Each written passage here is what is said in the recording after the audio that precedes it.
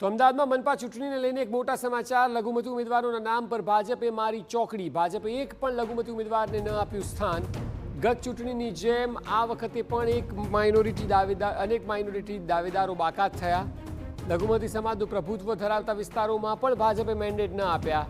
મક્તમપુરા, દરિયાપુર સહિતની બેઠકો પર લઘુમતી સમાજના ખૂબ વધુ વોટ છે, પરંતુ એ છતાં જે લોકોએ ટિકિટ માંગી હતી તે તમામને કેન્સલ કરવામાં આવ્યા।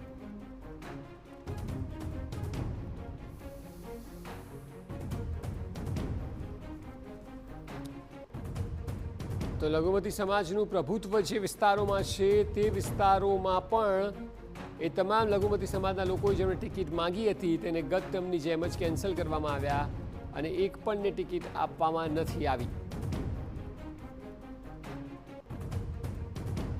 લઘુમતી ઉમેદવારોના નામે ભાજપે ચોકડી મારી છે।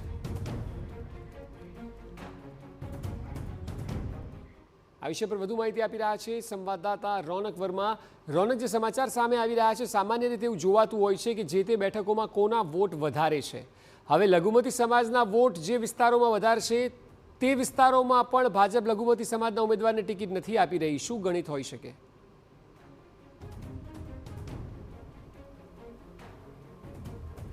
સ્વાભાવિક રીતે ભારતીય જનતા પાર્ટીએ જે ઉમેદવારો છે તેના નામની જાહેરાત કરી છે। ત્યારબાદ અમદાવાદની વાત કરવામાં આવે તો અમદાવાદમાં જે પ્રકારે માહિતી સામે આવી રહી છે કે લઘુમતી સમાજમાંથી દાવેદારી કરનાર એક પણ વ્યક્તિને ભારતીય જનતા પાર્ટી દ્વારા ટિકિટ આપવામાં આવી નથી, મેન્ડેટ આપવામાં આવ્યો નથી। મહત્વની વાત કરવામાં આવે તો અમદાવાદમાં અનેક એવી બેઠકો છે જ્યાં આગળ લઘુમતી સમાજનું પ્રભુત્વ છે। દાખલા તરીકે મક્તમપુરા બેઠક એવી છે કે જ્યાં આગળ ગત મનપા ચૂંટણીમાં જે 4 ઉમેદવાર જીત્યા હતા તે AIMIM પાર્ટીના ઉમેદવારો હતા।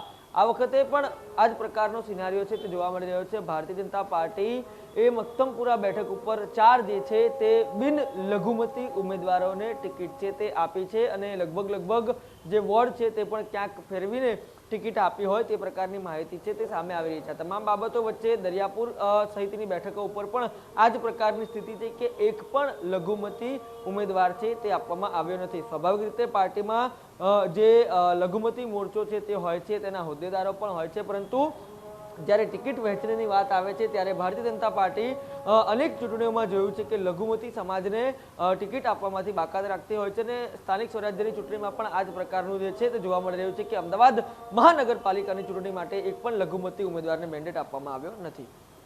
એટલે રોનક, એ જ સવાલ છે કે પાર્ટીનું ગણિત શું હોઈ શકે? કારણ કે બહુમતી ધરાવતા વિસ્તારોમાં લઘુમતી ઉમેદવારો અને લઘુમતી મોરચો પણ છે, છતાં રિપ્રેઝન્ટેશન ન હોય।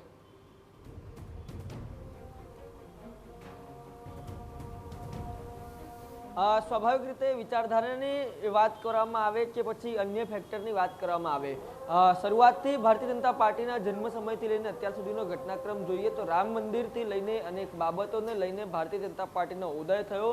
ત્યારબાદ અત્યાર સુધીની ભાજપની સફર છે તે ક્યાંક ને ક્યાંક આ જ પ્રકારની રહી છે। વિચારધારાની વાત કરવામાં આવે તો વિચારધારા પણ ક્યાંક ને ક્યાંક આવી રહી છે અને અત્યાર સુધી એવું માનવામાં આવે છે કે લઘુમતી સમાજ એ હંમેશાથી કોંગ્રેસનો વોટ બેંક રહ્યો છે અને તે જ પ્રકારની બાબત છે તે ભારતીય જનતા પાર્ટીમાં પણ ક્યાંક ને ક્યાંક ખુલીને સામે આવે તે પ્રકારની અનેક માહિતીઓ છે તે સામે આવી રહી છે। પરંતુ જે પ્રકારે આપણે વાત કરી કે પાર્ટીએ લઘુમતી મોરચો રાખેલો છે, પરંતુ જ્યારે મેન્ડેટ આપવાની વાત આવે છે તો ગત વિધાનસભા ચૂંટણીની પણ આપ વાત લઈ લો કે એક પણ જે લઘુમતી સમાજને ટિકિટ છે તેને આપવામાં આવી હતી।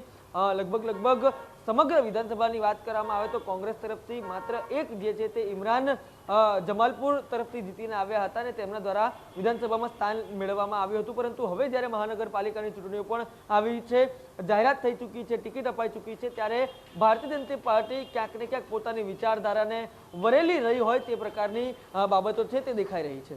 જી બિલકુલ રોનક, આભાર।